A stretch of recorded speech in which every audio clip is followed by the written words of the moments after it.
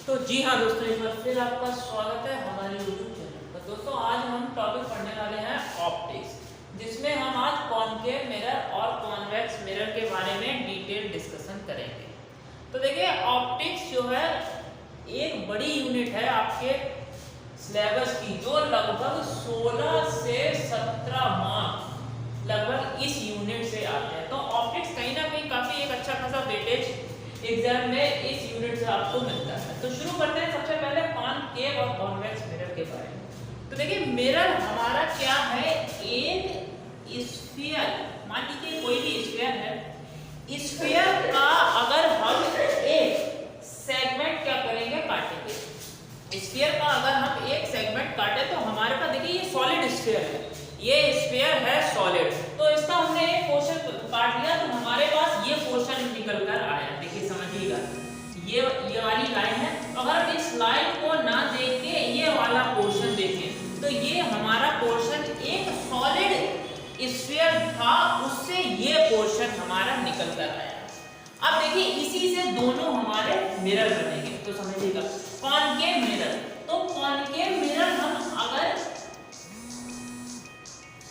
इस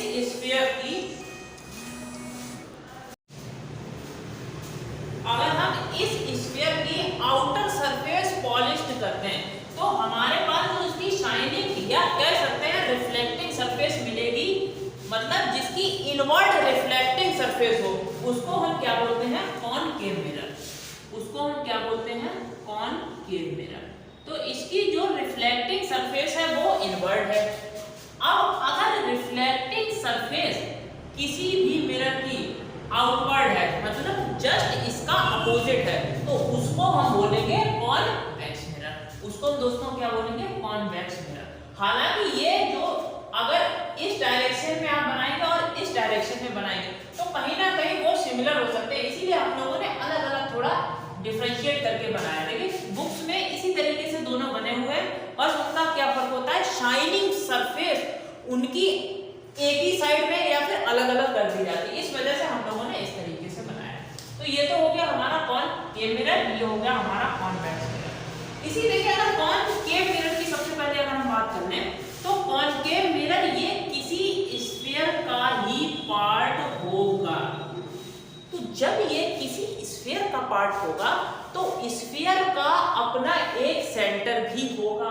एज्यूम कर लेते हैं ये स्फेरिकल शेप है तो इसका एक सेंटर होगा, तो वो मिरर का भी सेंटर कह सकते हैं। जब मिरर इसका पार्ट है तो स्फीयर का सेंटर है, तो कहीं ना कहीं मिरर का भी सेंटर हो सकता है।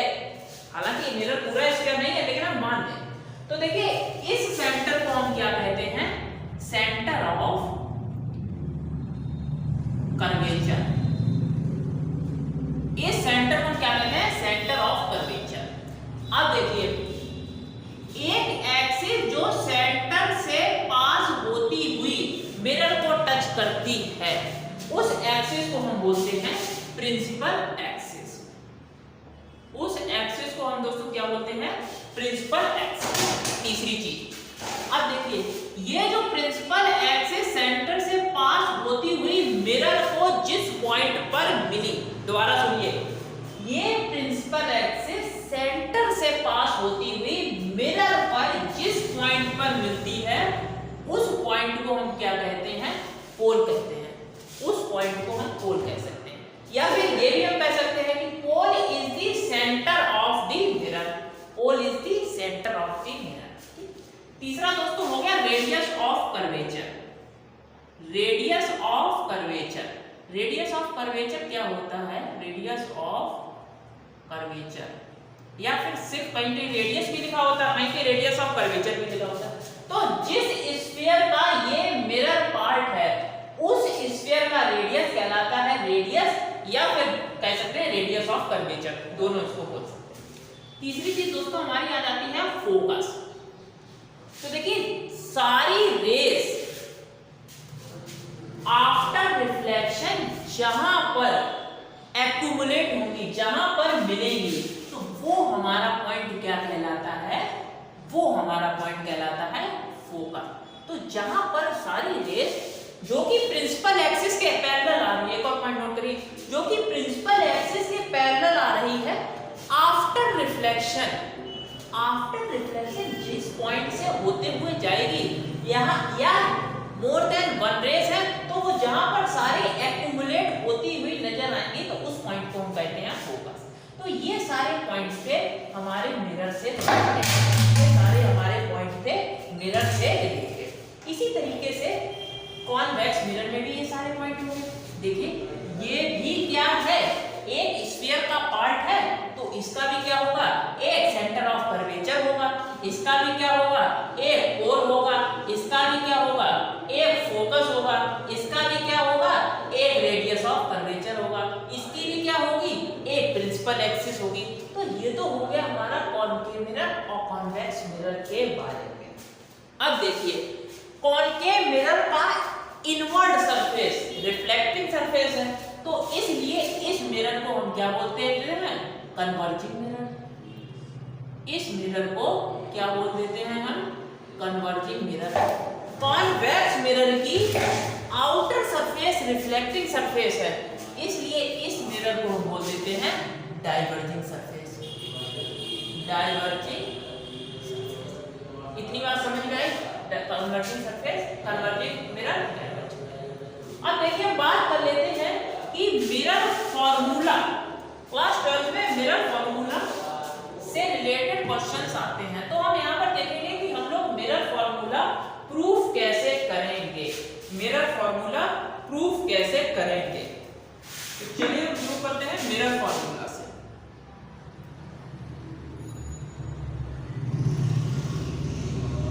मिरर फॉर्मूला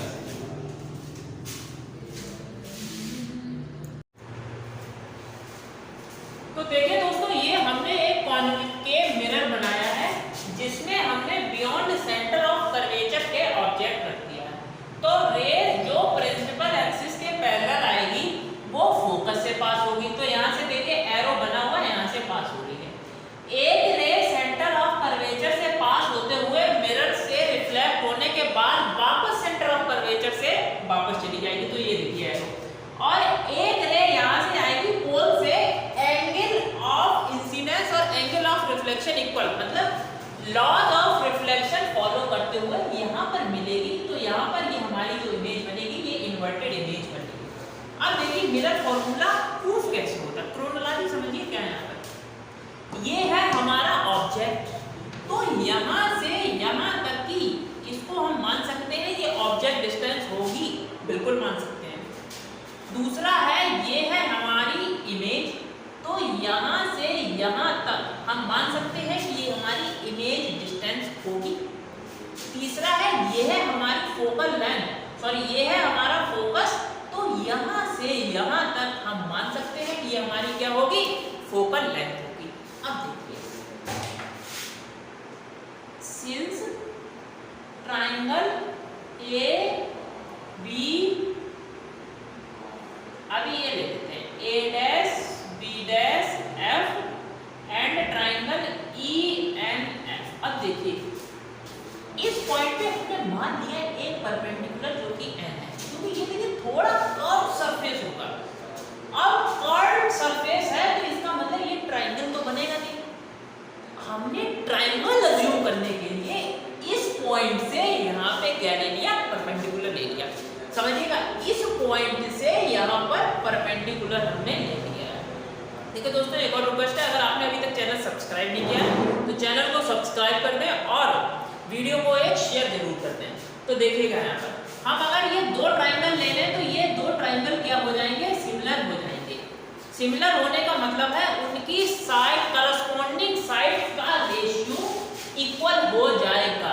करस्पॉन्डिंग साइड्स का रेशियो मतलब समझिए, देखिए मैथ वाले आसानी से समझ लेंगे, बायोलॉजी वालों के लिए थोड़ा दिक्कत हो सकती है, लेकिन अगर आप ध्यान से देखते हैं तो कोई दिक्कत नहीं होगी। ट्राइंगल अगर हमारे हो गए सिमिलर तो देखिए A dash B dash upon N E is equals to A dash F upon N F. बिल्कुल करस्पॉन्डिंग साइड्स का रेशियो इक्वल है, क्यों नहीं इक्वल है, इक्वल लिखा हुआ है। करस्पॉन्डिंग साइड मतलब this upon this equal to this upon this. अब देखिए आप मान लेंगे कि पॉइंट एन है, ये मिरर के पोल के बहुत पास है, तो अगर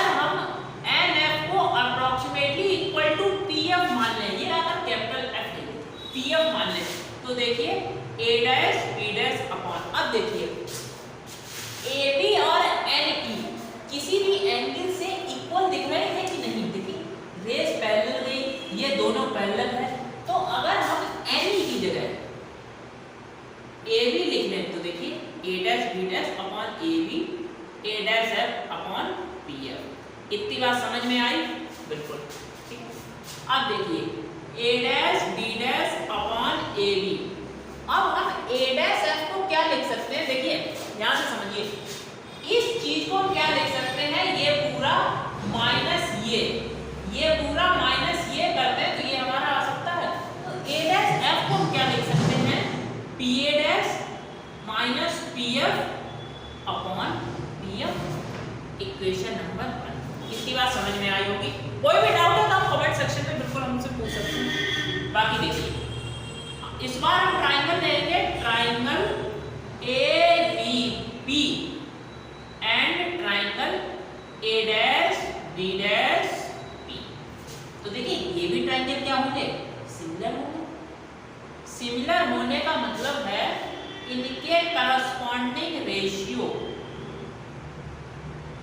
साइड्स का corresponding ratio A dash B dash को लिख सकते हैं A dash P upon AP, equation number 2।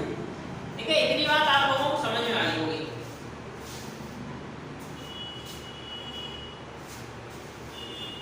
इसके बाद देखिए मैं यहाँ पे लिख रहा हूँ, अगर आपको ये नहीं दिख रहा है तो देखिए यहाँ पर लिख रहा हूँ मैं, यहाँ पर शायद आप लोगों को दिख रहा होगा। हाँ बिल्कुल यहाँ पर दिख रहा है।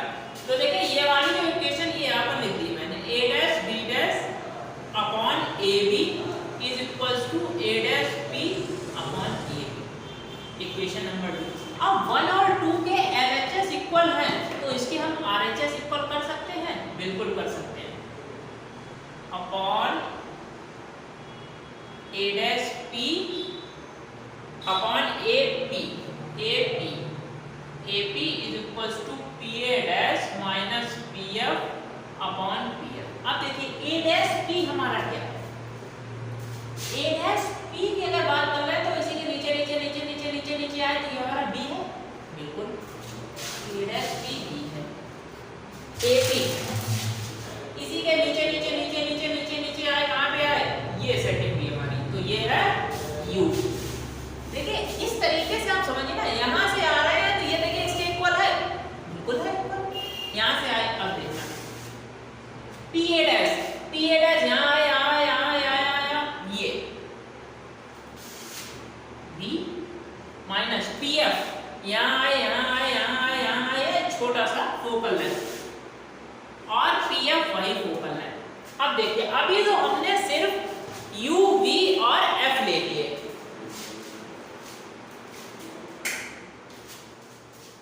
अभी हमने सिर्फ u v और f ले लिए हैं, लेकिन इनके हमको साइन कन्वेंशंस भी तो चाहिए हैं भाई। मिरर के सारे चीजें लेफ्ट हैंड साइड में हैं तो ये सारे चीजें किसमें हो जाएंगी? निगेटिव में।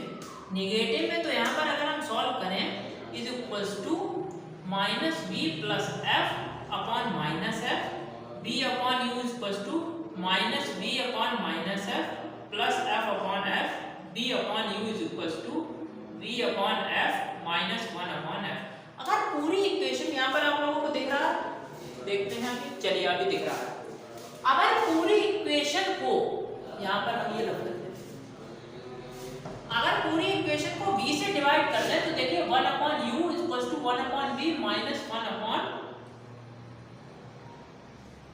f minus 1 upon f, sorry यहाँ पर होगा f और यहाँ पर होगा b, तो 1 upon f is equals to 1 upon u plus 1 upon b। ये हमारा डिराइव हो गया फाइनली मिरर फार्मूला मिरर्स के लिए, चाहे वो कॉनकेव मिरर हो चाहे वो कॉन्वेक्स मिरर हो, दोनों के लिए मिरर फार्मूला हमारा यही होता है। अब इस मिरर फार्मूले से हम लोग क्या करेंगे? डेरिवेशंस करेंगे। देखिए एक और चीज इसमें आ जाती है मैग्निफिकेशन। मैग्निफिकेशन तो मैग्निफिकेशन का क्या होता है, मतलब जितने गुना इमेज बनी है उसको हम कह सकते हैं मैग्निफिकेशन। जैसे मान लीजिए इतनी छोटी बॉल है, उसको मिरर से देखा तो इतनी बड़ी हो गई, तो कहीं ना कहीं वो मैग्नीफाइड हो गई, तो उसका मैग्निफिकेशन m से डिनोट करते हैं और I/O इसका फॉर्मूला होता है। बाकी दोस्तों कॉन्वेक्स मिरर के लिए भी सेम होता है ये मेरा फॉर्मूला कॉनकेव मिरर। आशा करता हूँ आपको वीडियो अच्छा लगा होगा। दोस्तों हम अगली वीडियो में मिलते हैं।